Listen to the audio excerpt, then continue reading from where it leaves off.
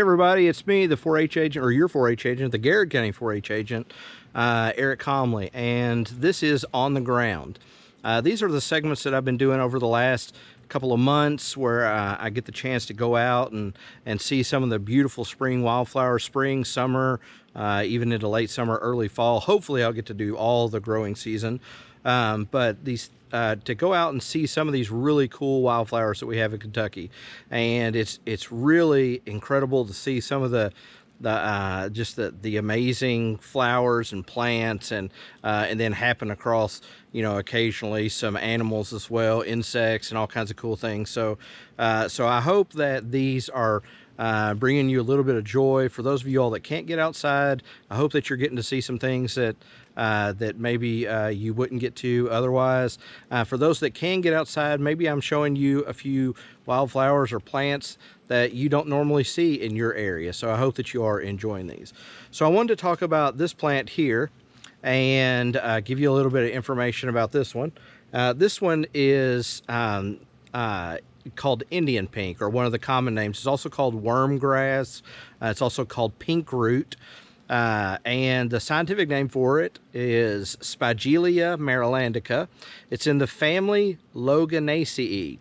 Now, the etymology of the scientific name, so Spigelia actually comes from he was a professor of anatomy at the University of Padua or something like that, and his name was Adrian van der Spiegel. Okay, and it's a horrible accent. I apologize, it was so bad. Adrian van der Spiegel. And so the plant was named after him, or at least the genera of plant was named after him.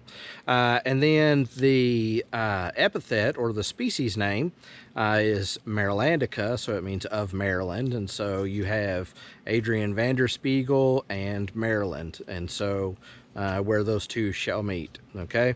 This one is in, like I said, the family Loganaceae, and it has some really it has some very unique members of that family, and I'll talk a little bit about those in just a second.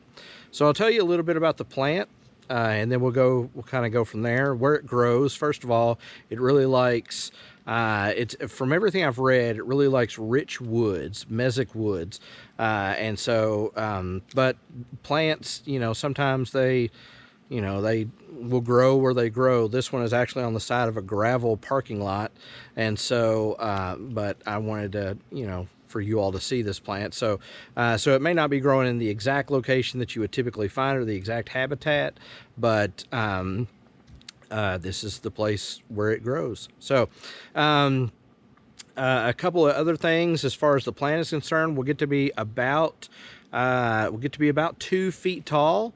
It has opposite leaves that you all can see there, and these beautiful tubular red flowers. Okay, and this is so one of the favorites for this particular plant, as far as things that use it, are ruby-throated hummingbirds.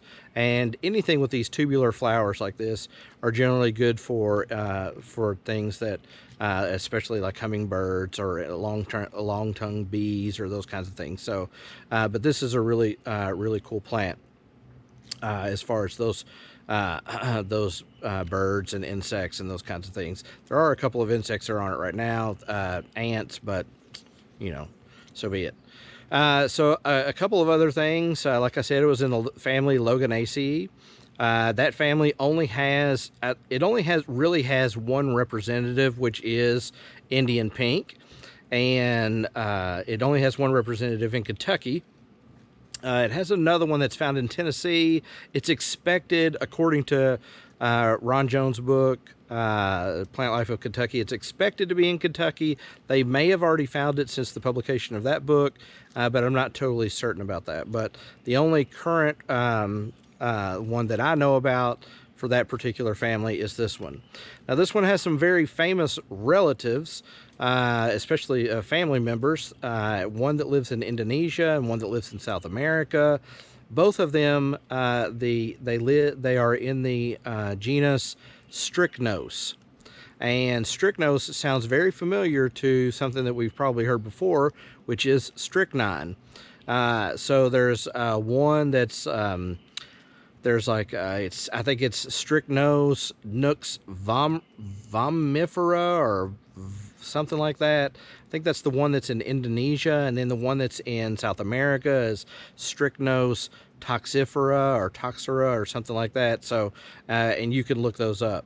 So so you can imagine that just in general, this family of plants is very poisonous. Okay, it's not something that you want to ingest, although there have been a lot of incidences where, especially historical uses for it. One was for as a vermifuge. Okay, now now a vermifuge is trying to get rid of worms, so particularly tapeworms. This one was used to get rid of tapeworms in the past. I don't know that that is still being used like that, but I'm going to recommend that you don't. So if you end up thinking that you have worms or whatever, I know that animals will avoid this, although you will occasionally get deer that will browse on it. Not much, but you'll get deer that will browse on it, but animals will typically avoid this one. So if an animal is avoiding it, it's usually a good idea that we try and avoid it as well. Now the floral structure, and this is something I should have said before, actually is in a cyme. Okay, in a cyme, this particular one is all the flowers are on one side, so it's a one-sided cyme, C-Y-M-E.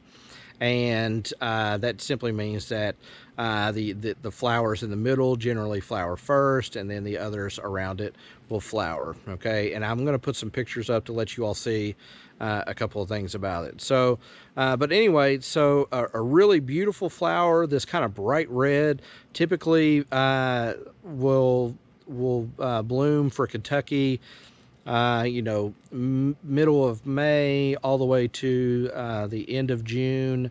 So you've got a long blooming period there, but it really just depends on elevation and all the other things that go along with that.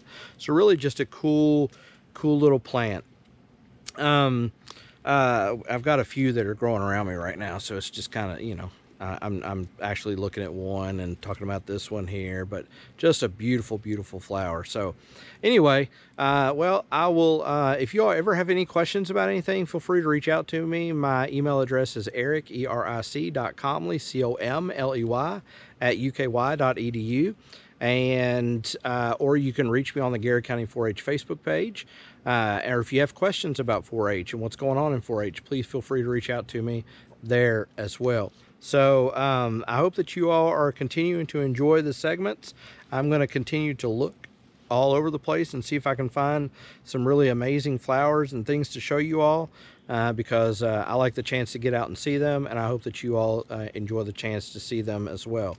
So I guess I will keep hunting around here for a little bit, but I will let you go. This has been On the Ground with your 4-H agent, Eric Comley. Thank you very much.